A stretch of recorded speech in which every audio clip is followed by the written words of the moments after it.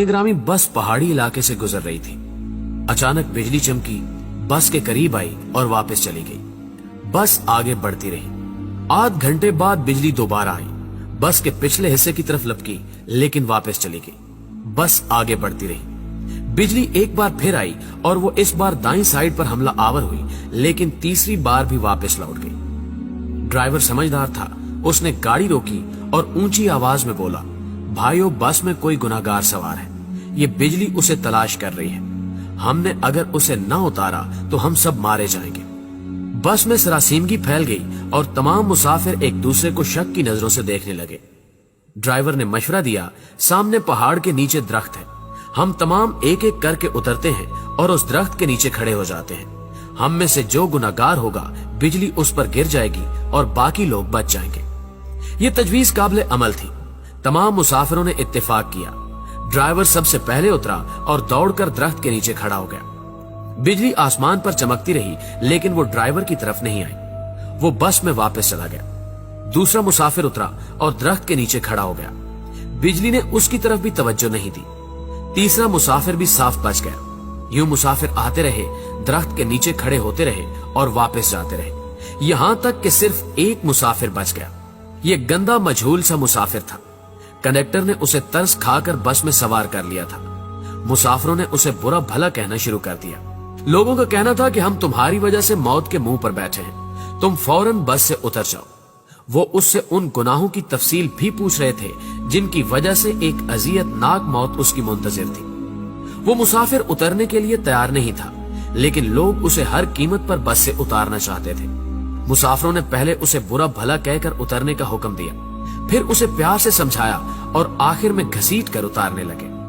वो कभी किसी सीट की पुष्ट पकड़ लेता था, कभी किसी राड के साथ लिपट जाता और कभी दरवाजे को जप्फा मार लेता, लेकिन लोग बाज ना आए। उन्होंने उसे जबरदस्ती घसीट कर उतार दिया। ड्राइवर ने बस चला दी। बस जो ही गुनाहगार से चंद मीटर आगे गई, धाड़ की आवाज आई, बिजली बस पर गिरी और तमाम मुसाफिर चंद लम्हों में जलकर भस्म हो गए। वो गुनहगार मुसाफिर 2 घंटों से मुसाफिरों की जान बचा रहा था। नाज़रीन ग्रामी, मुझे किसी साहब ने एक दिलचस्प वाकया सुनाया। वो तुर्की के रास्ते यूनान जाना चाहते थे। एजेंट उन्हें तुर्की ले गया। ये अजमेर शहर से दूसरे लोगों के साथ बर्फबारी का इंतजार करने लगे। सर्दियां यूरोप में दाखिले का बेहतरीन वक्त होता था। बर्फ की वजह से सिक्योरिटी एहलकार मोर्चों में दुबक जाते थे। बॉर्डर पर गश्त रुक जाता था और एजेंट लोगों को कश्तियों में सवार करते थे और उन्हें यूनान के किसी साहिल पर उतार देते थे। ये एजेंटों की आम प्रैक्टिस थी। उन साहब ने बताया कि हम तुर्की में एजेंट के डेरे पर पड़े थे। हमारे साथ गुजरांवाला का एक गंदा सा लड़का था। वो नहाता भी नहीं था और दांत भी साफ नहीं करता था। उससे खौफनाक बू आती थी। तमाम लोग उससे परहेज करते थे। हम लोग दिसंबर में कश्ती में सवार हुए। हम में से कोई शख्स उस लड़के को साथ नहीं ले जाना चाहता था। हमने उसे रोकने की कोशिश की, लेकिन वो रोना शुरू हो गया। एजेंट के पास वक्त कम था, चुनांचे उसने उसे ठुड्डा मारकर कश्ती में फेंक दिया। कश्ती जब यूनान की हदूद में दाखिल हुई तो कोस्ट गार्ड एक्टिव थे। यूनान को शायद हमारी कश्ती की मुखबरी हो गई थी। एजेंट ने मुख्तलिफ रास्तों से यूनान में दाखिल होने की कोशिश की, मगर हर रास्ते पर कोस्ट गार्ड थे। इस दौरान उस लड़के की तबीयत खराब हो गई। वो उल्टियां करने लगा। हमने एजेंट से एहतजाज शुरू कर दिया। एजेंट टेंशन में था, उसे गुस्सा आ गया। उसने 2 लड़कों की मदद ली और उसे उठाकर यख पानी में फेंक दिया। वो बेचारा डुबकियां खाने लगा। हम आगे निकल गए। हम अभी आध किलोमीटर आगे गए थे कि हम पर फायरिंग शुरू हो गई। एजेंट ने कश्ती मोड़ने की कोशिश की। कश्ती अपना तवाजुन बरकरार न रख सकी और वो पानी में उलट गई। हम सब पानी में डुबकियां खाने लगे। मैंने खुद को सर्दी, पानी और खौफ के हवाले कर दिया। मेरी आंख खुली तो मैं अस्पताल में था। मुझे अमले ने बताया कि कश्ती में सवार तमाम लोग मर चुके हैं, सिर्फ 2 लोग बचे हैं। मैंने दूसरे शख्स के बारे में पूछा। डॉक्टर ने मेरे बेड का पर्दा हटा दिया। दूसरे बेड पर वही लड़का लेटा था जिसे हमने अपने हाथों से समंदर में फेंका था। समंदर की लहरें धकेलकर उसे साहिल तक ले आई थी।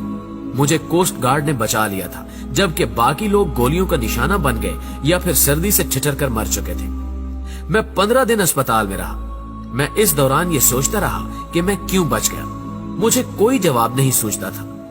मैं जब अस्पताल से डिस्चार्ज हो रहा था, मुझे उस वक्त याद आया कि मैंने इस लड़के को लाइफ जैकेट पहनाई थी। एजेंट जब उसे पानी में फेंकने के लिए आ रहा था तो मैंने फौरन बाग से जैकेट निकालकर उसे पहना दी थी। ये वो नेकी थी जिसने मुझे बचा लिया। मुझे जो ही ये नेकी याद आई, मुझे 6 माह का वो सारा जमाना याद आ गया जो हमने उस लड़के के साथ गुजारा था। हम न सिर्फ तुर्की में उसकी वजह से बचते रहे थे, बल्कि वो जब तक हमारी कश्ती में मौजूद रहा, हम कोस्ट गार्ड से भी महफूज रहे, यख पानी से भी और मौत से भी महफूज रहे। हमने जो ही उसे कश्ती से धक्का दिया, मौत ने हम पर अटैक कर दिया। मैंने पुलिस से दरखास्त की कि मैं अपने साथी से मिलना चाहता हूँ। पुलिस एहलकारों ने बताया कि वो पुलिस वैन में तुम्हारा इंतजार कर रहा है। मैं गाड़ी में सवार हुआ और जाते ही उसे गले लगा लिया। मुझे उस वक्त उसके जिस्म से किसी किस्म की बू नहीं आ रही थी। मुझे मालूम हुआ कि मेरे साथियों को उसके जिस्म से अपनी मौत की बू आती थी। ये उन लोगों की मौत थी जो उन्हें उससे अलग करना चाहती थी, और जो ही अलग हुए सब के सब मौत की आगोश में चले गए। नाज़रीन ग्रामी, मेरे एक बुजुर्ग दोस्त जवानी में अरबपति थे, लेकिन उनकी जिंदगी का आखिरी हिस्सा उसरत में गुजरा। मुझे उन्होंने एक दिन अपनी कहानी सुनाई। उन्होंने बताया कि मेरे वालिद मिल में काम करते थे, गुजारा मुश्किल से होता था। उनका एक कजन माजूर था। कजन के वालिदैन फौत हो गए, उसके आगे पीछे कोई नहीं रहा। मेरे वालिद को तरस आ गया और वो उसे अपने घर ले आए। हम 5 बहन भाई थे। घर में गुर्बत थी और ऊपर से एक माजूर बच्चा सर पर आ गया। वालदा को वो अच्छे नहीं लगते थे। वो सारा दिन उन्हें कोसती रहती थी।